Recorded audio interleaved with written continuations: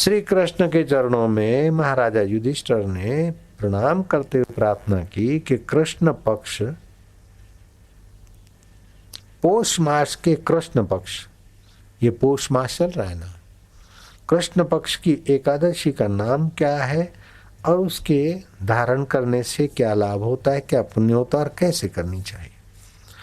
तब विश्व का मंगल चाहने वाले विश्वेश्वर भगवान कहते हैं कि पौष मास की कृष्ण पक्ष की जो एकादशी है उसे सफला एकादशी कहते हैं।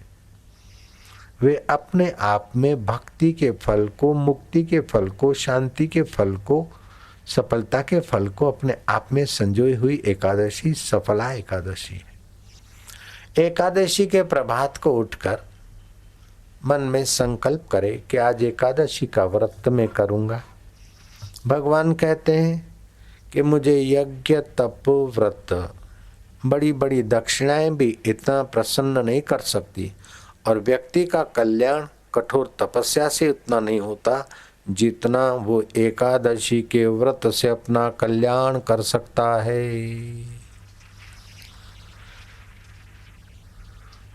चंपावती नगर का राजा, उसका एक बड़ा लड़का बड़ा अधर्मी था। पिता को, भाइयों को और प्रजा को सताना ही उसका स्वभाव था।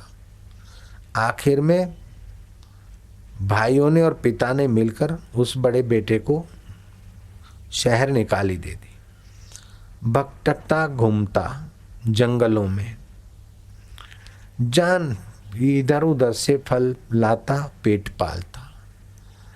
जाने अनजाने उसको पौष मास की एकादशी का पता तो नहीं था, लेकिन वो पौष मास की एकादशी के दिन एक पुराना पीपल, उसके नीचे वो पड़ा रहता था।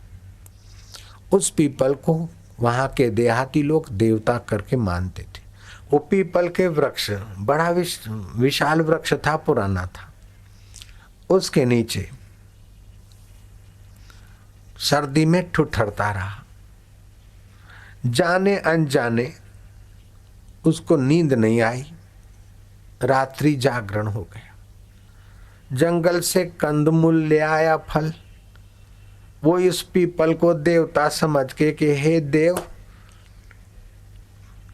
भगवान नारायण प्रसन्न हो, मैं दर दर की ठोकर खा रहा हूँ, पिता से, भाई से और प्रजा से ठुकराया हुआ हूँ।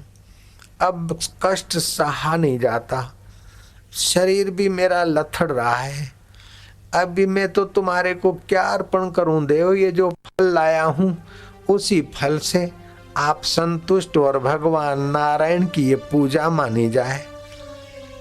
नारियल से, नींबू से, अनार से, आंवलों से, बेरों से, लौंग आदि मिश्रण करके भगवान नारायण की पूजा होती है। लेकिन उसने तो ऐसे ही फल अर्पण करके हाथ जोड़ के पड़ा रहा।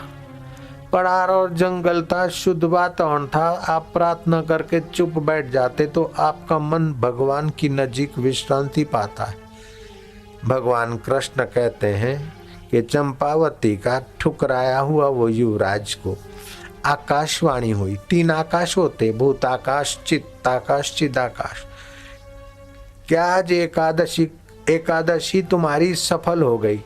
तुम्हें राज्य भी मिलेगा और पुत्र प्राप्ति भी होगी और तुम सुख से संसार यात्रा करोगे।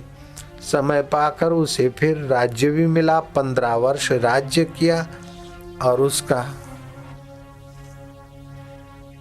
पुत्र को राज्य पाठ देकर फिर वो जंगल में एकांत में भगवत शांति पाने की यात्रा में भी सफल हुआ। श्री कृष्ण कहते हैं कि कृष्ण पक्ष की ये सफला एकादशी रखने वाले के सफल मनोरथ होते हैं। एकादशी के दिन आप उपवास करते हो तो पहले खोटी भूख लगेगी। आप चिंता न करो, ठंडा पानी नहीं पीना, शरबत नहीं पीना, पानी पियो तो ये थोड़ा गुनगुना करके। तो वो भूख क्या होगी, शरीर में जो रोग हैं, जो कण हैं, जो आम है उसको खींच खींच के जठरा पचाएगी। दूसरे दिन आपको ताजगी, तेज और स्फूर्ति का एहसास होगा। डायबिटीज वाला कड़क एकादशी न रखे, अंगूर खाया करे।